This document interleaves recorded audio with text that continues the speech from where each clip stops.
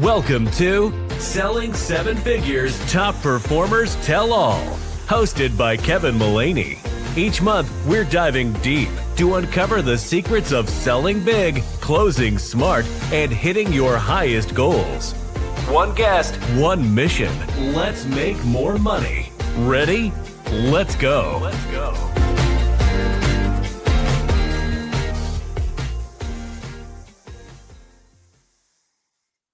Hello, everyone. Welcome to Selling Seven Figures. I'm your host, Kevin Mullaney. This is Top Performers Tell All.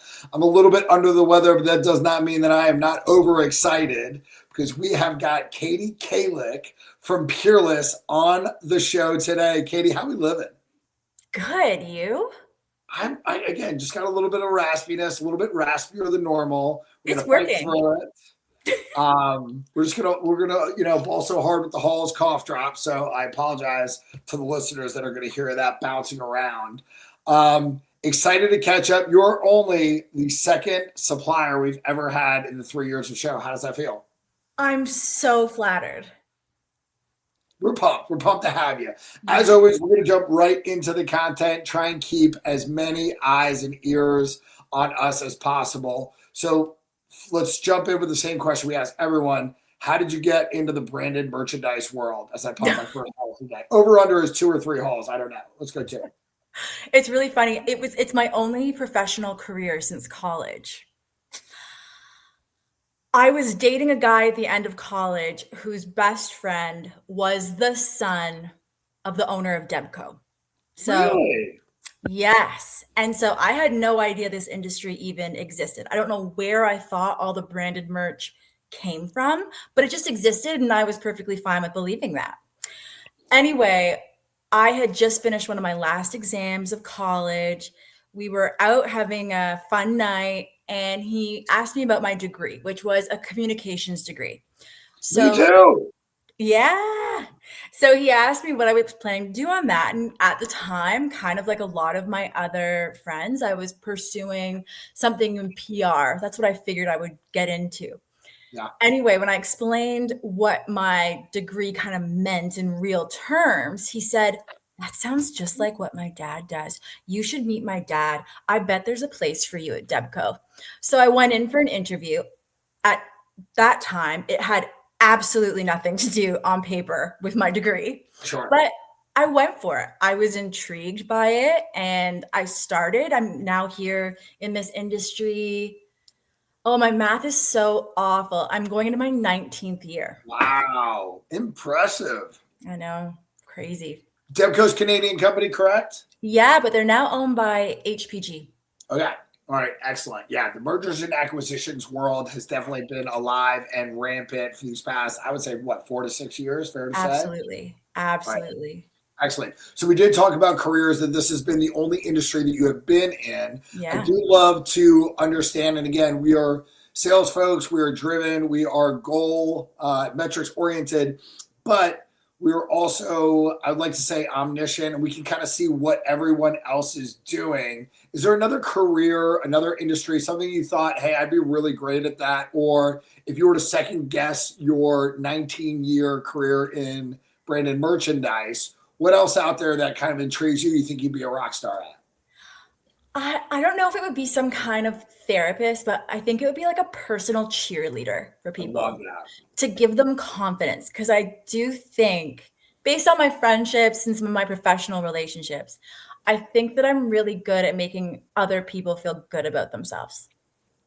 I actually think I'd be a phenomenal hype man. Like, I don't have the lyrics but I would love to be like the guy on stage with a rapper, just finishing, the last end of the sentence or getting the crowd hyped. So I love that. Yeah, you would be a great personal coach or cheerleader. I love that. Were you a cheerleader? No, that's the funny thing. I played rugby. What? Female rugby? Do you still do it? You don't know this? Oh my God, let's jump in. When did you pick up rugby? When I was 14, I was a freshman. Really? So you had it for high school? Yeah. I did not know the Canadians were about the rugby life. Huge rugby. Oh, yeah. And my dad played. So my first year of high school, there was a sign-up sheet for the rugby team. And I was like, I'll do that. So I went to the tryout. They decided to keep me. I got home that night. My dad's like, what position did they put you in? And I said, it's this thing called prop. It's a prop. I don't. And he's like, wow.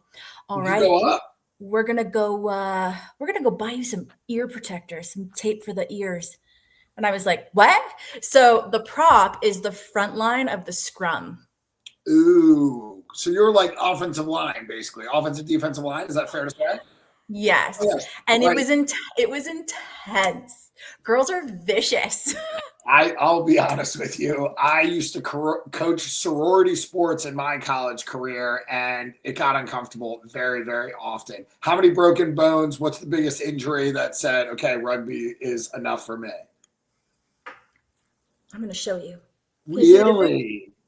I broke this finger. I did, but here's the thing. Weird. They told me if I had just sprained it, if it hadn't been a break, it would have hurt a lot worse. And I probably would have had it looked at sooner. Like, Yeah. it didn't hurt. So I just kind of let it go. And now I have this massive knuckle. But that was it. I was pretty lucky. I've got beautiful ears, no cauliflower ears. I'm good. What is your favorite part of your body? I've got great ears. I love that. I love that. I love my ears. All right. So talked about the life at Peerless. We're going to circle that back. We also talked about the first job out of school. So kind of when I came in connection with you, it was, probably 7 or 8 years ago at Katie Sells Pens. Is that fair to say? Mm-hmm. That's correct. So Canadian by birth. You made the jump recently, and I think it was a little bit of COVID-y thing, but I want to kind of hear your story because you've got some really, really big jumps. And for anyone that's tuning in that hasn't seen the past 3 to 7 episodes, really getting personal with people. Everyone has a sales goal. Everyone's got a quota. But what's kind of behind the numbers, what we're trying to find out.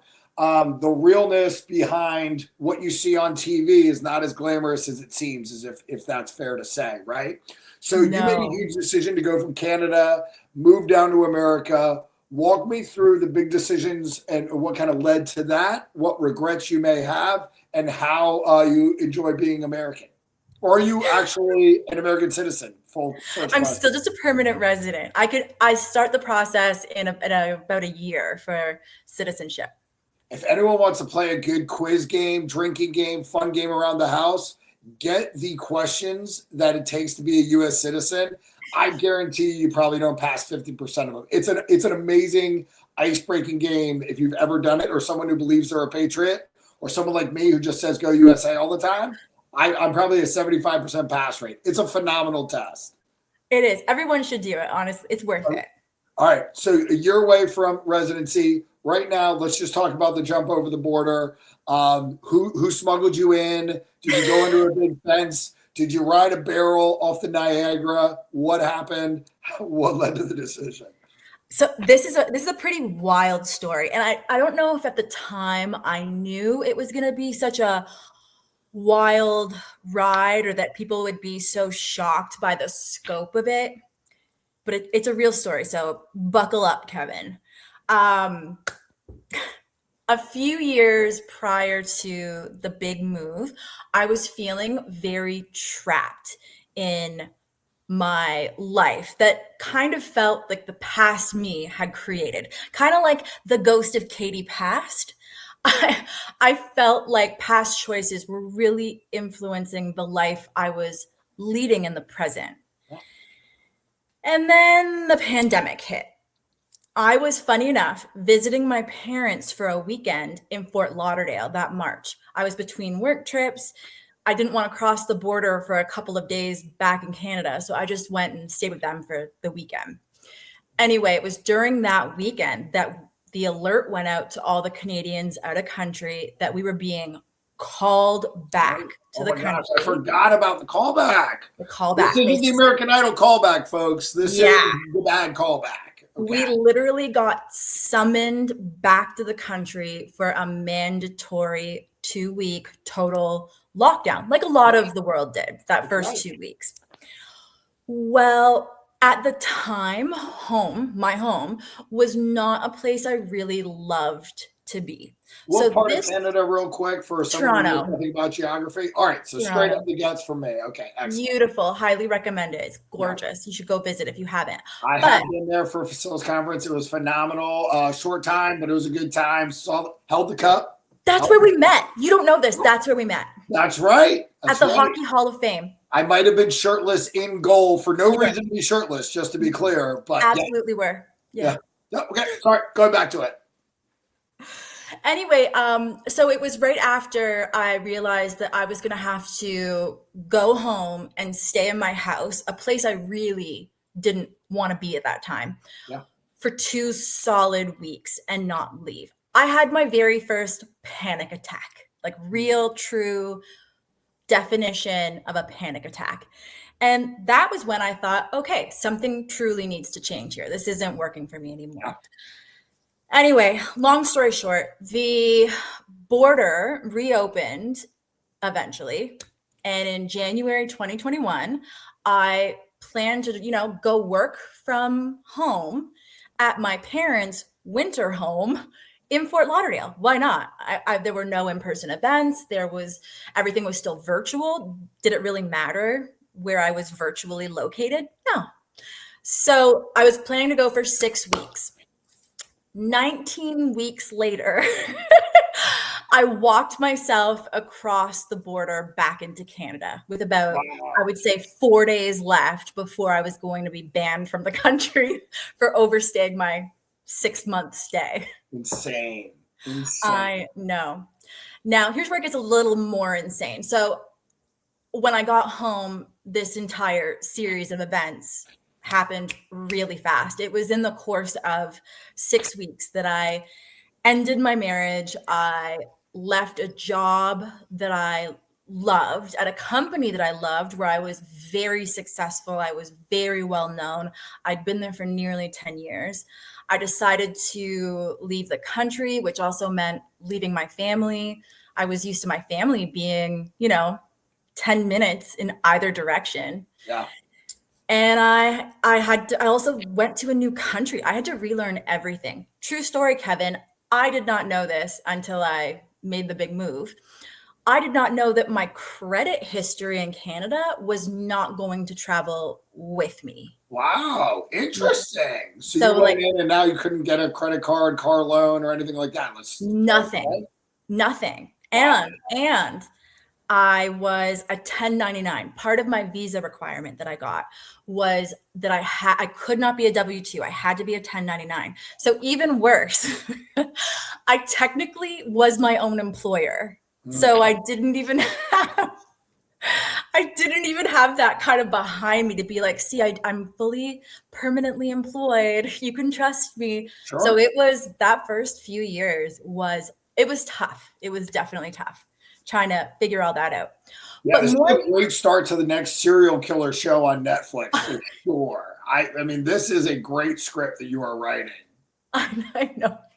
But so as much as I had to relearn kind of financially speaking, I also just had to learn how to be on my own. I'd always grown up with family super close that I could lean on at any time. All my friends, everyone was local. So I moved to Florida having 3 close friends-ish nearby.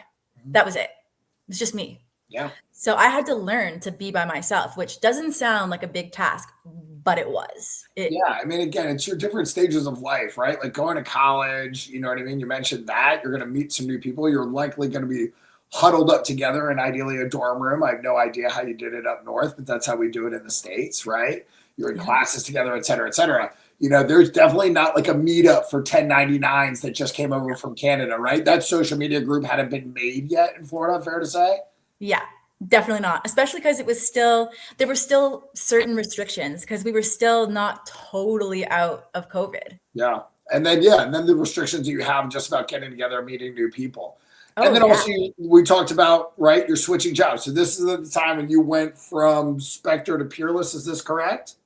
Yes. Okay. All right. So this is big. So like, again, for all of our international friends, which we're going to keep engaged in this entire conversation, we'll keep you on. This is like an F1 driver switching from McLaren to Ferrari, right? As a sales rep in this industry, it was, I needed a pen, I needed a notebook. I'm going to call Katie. She's going to put together a lookbook for me. Spectre's got me covered. You take that jersey off, you put on a new one with Peerless, with some of our favorite people from the Northeast area. I'm from New Jersey. What was that like, right? Like now, again, you got to change the Instagram handle, right? Now Katie sells umbrellas now. She doesn't sell pens. Big deal. Right. So in all seriousness, what led to that decision? Obviously, a big change of country, residence. What made the most sense about that jump? What was scary? Walk us through that. Anyone that's making career changes, job changes, what's that like? What's going through your head? Well, it's interesting because when I moved from Debco to Spectre, my first big jump, it was because I was ready for an outside sales position. And at the time, they didn't have one open at Debco, but Spectre did. So I made that jump. The jump between Spectre and Peerless was much more difficult and way more complicated. So there were kind of two main things happening that created this decision. Three. The first was that everything in my life was already changing. It kind of felt weird to stay employed at the same place and have this professional persona when on the personal side, I'm going through such a major transformation. It just felt, I don't know, kind of, what's that, incongruous or what? I don't know what the word is, but you know what I mean. It just didn't align. That sounded great. I mean, no one's going to fact check this. Certainly, or else we wouldn't be on season 3 here. You're going to get a comment of someone being like, the word that she meant was. Really jerk. How did she not know that? Oh, how long has she been here? I know. Anyway, the second thing was that I knew for sure that my sights were set on the US side of the business. I'd worked in the Canadian market at this point for about, I don't know, 14 years or so. I knew everyone. I was so integrated. I'd won so many different momentum awards and supplier rep of the year awards and customer service rep awards. Like I kind of felt like it had been accomplished. And so the next whale for me was working full time in the US. But, and this did factor into the decision, it's very challenging to manage that when you're physically crossing what is technically an international border every time you have to travel, because they document it. Yeah. And I mean, there's only so many excuses that you can give. You really do need to have a work visa to do that properly. And I wanted to fully invest. I was ready to go dive in head first. And there was a third reason. This was the one that made it more challenging. So in 2018 or so, Spectre was sold to a private equity firm. Forgot about that. It was truly one of the best transitions between privately owned to private equity that exists. It was very, very smooth, but eventually there were decisions being made and changes that weren't aligning again with my approach. It just didn't feel authentic anymore. Decisions were being made that just weren't working for me. So the time had come. Like, it's time you have to recognize when the time is there. It might not be when you want it to be, but when it comes, you just have to see it. You've got to make that jump. Yeah. It's good. It's always good to know it or make it a little early rather than too late. Fair to say. Again, easier said than done. And then sometimes those decisions aren't made for you, which is also difficult. So it sounds like you got ahead of the curve there. And it seems like it's working out for you, because I just heard, or during the research, I forgot that we are now talking to, and should have introduced you as such, the ASI Supplier Sales Rep of the Year, which in my opinion may be one of the most difficult awards to win. One, we talk about brand recognition. Two, there's people that just have their favorites. How stoked were you when you found out that you earned that title, and congratulations. Thank you. I was so stoked. So I got the notice that I had been nominated for it, that I had made the cut Yeah. on the floor of Expo in 2025. Oh, cool. And it was actually so cool because it went to both me and Dan. So we had this little moment on the floor of just pure girly giddiness. Okay. Just Dan so Edge excited, but also couldn't the say anything. coolest guy in the world. Again, you've got a very good-looking staff. Dan Edge is a dreamboat. I have no idea how he still lives in Newark or survives around Newark. Like, I mean, he is just the pride of the murder capital where they murder for capital. Love you, Dan Edge. If you're watching, hope you're watching. But that is so cool because it's so good to have someone like that in your corner who's probably, in all seriousness, I know you were pumped, but like he's probably more excited for you because everything that he saw on you, everything that he trusted when he hired you came to fruition and everyone saw it. Is that fair to say? Totally. I love Dan Edge. All right, sorry. So I love Dan Edge too. you know you're nominated.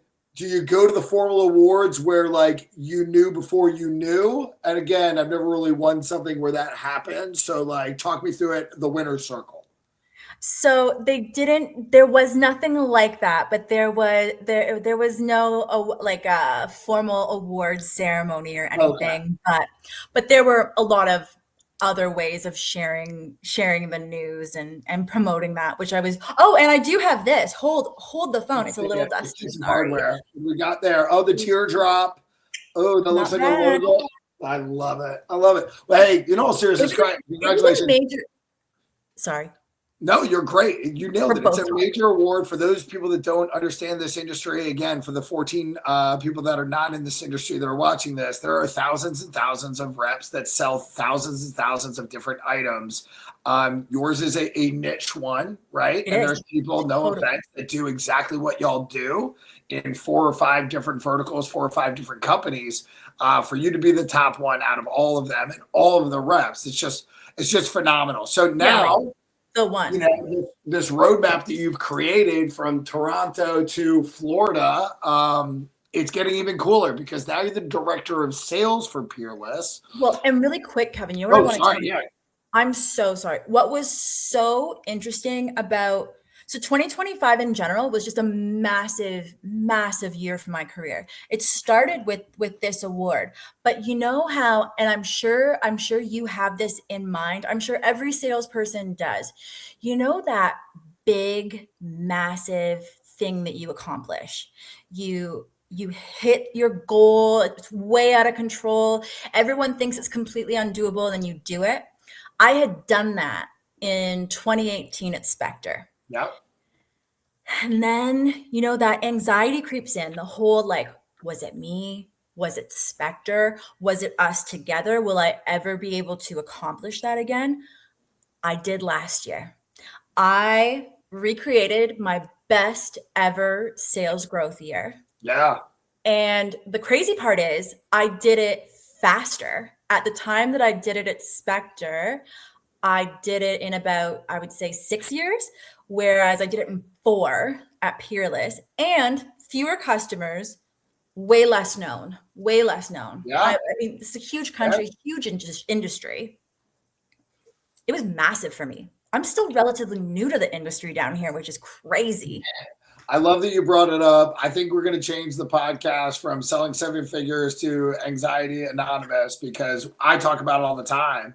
It's the worst feeling in the world is after you get that big award, you hit that peak of excellence. You wake up the next morning, you're like, I didn't deserve that. Like that was everyone behind me. That was my team. And that's true, right? Like anyone that gets a Grammy, it's the producers, it's the directors, et cetera, et cetera. But man, like you, instead of just kind of like saying, hey, how cool is that? I did this. A lot of times you start to have that little imposter syndrome step in. Yes. But it's so cool that you kicked that little imposter out the door and got yourself back at the top of the mountain. So I'd say it's safe to say there's a little bit of Katie Kailik that's doing it. It's not just the person behind the brand, right? No, totally different circumstances, but the same method. And it just gave me so much confidence in my strategy. All right. So now we've got to be more confident because now Yeah. I don't know what chair you're sitting in. I don't know if it's a computer chair, an office chair, but now you've got a director's title. So you've got the director's chair with your name on the back. Director of Sales for Peerless, reporting to the great Dan Edge, pride of Newark, New Jersey. And then also one of my favorites, I believe it's Liverpool that's his team. There is one of his teams that he's just at Manchester or whatever it is. Manchester. Yes. The Greek freak, Peter Hydradis. Now you're leading him, who's been there, again, I think he started there when he was 12 because I saw his congratulations, Peter, on 30 years of service, and he's younger than me. Well, he doesn't age, so that helps him. He's a dreamboat as well. Him and Dan are so good looking. What scares you about this new role as director of sales? What excites you about the new role? And congratulations again. Thank you. Well, it's so funny because I think as a human being, I think I really confuse fear and excitement a lot. Because I'll tell you what, if I wasn't a little scared, I wouldn't be nearly as excited. Like I need one to have the other to a degree. So what scares me? Let's get to your question. Not living up to potential. Yeah. That's what scares me the most, is disappointing myself and all those people who, truly, madly, deeply believe in me. That is my biggest fear. But, I work for this incredible little engine that could company. Like I'm so passionate about Peerless, and just, we're kind of like, I love how we're independently owned. We're celebrating our 100th anniversary. Can you believe that? That's crazy. It's owned by the grandson of the founder in 1927. Crazy. It's wild. So many umbrellas and beach chairs in that family condo. I can only imagine. Right? Every beach house is just branded with Peerless up and down. No kidding. And so I love that, we're truly this little company that could, because we're kind of that company that believes in tell us what you need and we'll figure it out. Sure. I'm such a figure it out kind of person. Like that's where I excel. Give me that challenge. I love change. So I'm excited about all of those things. And now I just have a much wider audience to share who Peerless truly is. Because tell me if you disagree with me, Kevin, but to me, my perspective has always been that I hope my boss isn't listening to this. Product doesn't matter. It really doesn't. At the end of the day, it's the partnerships that we build. Distributors and suppliers, we're business partners. The only client in this situation is the end user. The two of us, we're just trying to make the best experience possible for that client. But we're equally involved in making it a good one. Yeah. And that's such an important part of my job, is to really spread that message and to show up in the ways that my distributors, that are distributors now, I guess I should say, need us to be. It's not a one size fits all. If you're not showing up as the partner that person needs, they're going to go look elsewhere. Yeah, no, I completely agree. I do also like that your strategy, it seems like, is trying to simplify this good, better, best approach, right? Yeah. We talk about it a lot. Let's simplify it for the buyer, especially in that industry. We'll talk specifically about product for a second. Talking about umbrella. Okay, great. What makes a $50, a $25, a $10 umbrella? One that works, one that breaks in your hand, and then one that could literally go and play at Pebble Beach in the middle of a storm. You know what I mean? What I loved was my first day at Peerless. Now, I had worked for a company that had sold umbrellas. Like Debco, when I started there, it was Debco bag and umbrella. But my first day at Peerless, I understood the difference between someone who sells umbrellas and someone who is passionate, because they explained umbrellas to me as if they were describing the internal combustion system of a race car. Okay? That's tremendous. Well, I will say, it is the people I'll never forget. It was about 5 years ago when I was still in the industry. I literally was in a bit of a nightmare situation. I literally rolled up on your booth. I was like, Peter, can you do this? He goes, yeah, do it. Send it here. Boom, boom, boom, boom. Literally, while I was in the booth, the order got placed, done, confirmed, client was happy.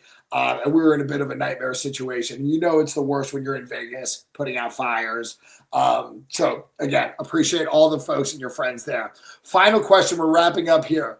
What is one senior quote? What is one parting message that you would send to the audience about your sales journey, your personal journey, personal life. What's one thing that you either live by or a quote you love to share with our team? Well, I think based on the stories I've told you about my personal and my professional evolution, it's that you have to take the risk.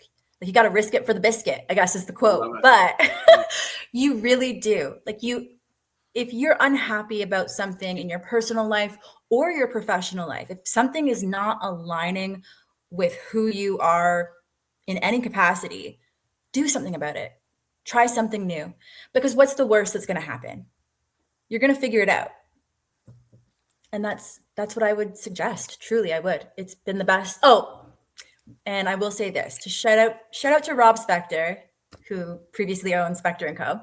He was the very first person who ever told me to stop trying to replicate professionalism.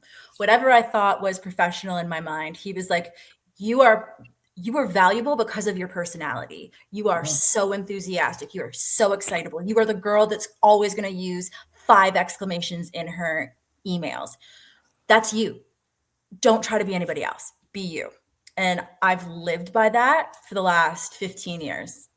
Yeah, the clients can feel it when you're real. There's no doubt about it. And I think that's what's the most fun about that industry is the more real, the more honest, the more transparent you are, the more trusted you are going to be. And I think that's fair to say you are that 2025 Supplier of the Year. With that, we're gonna part ways.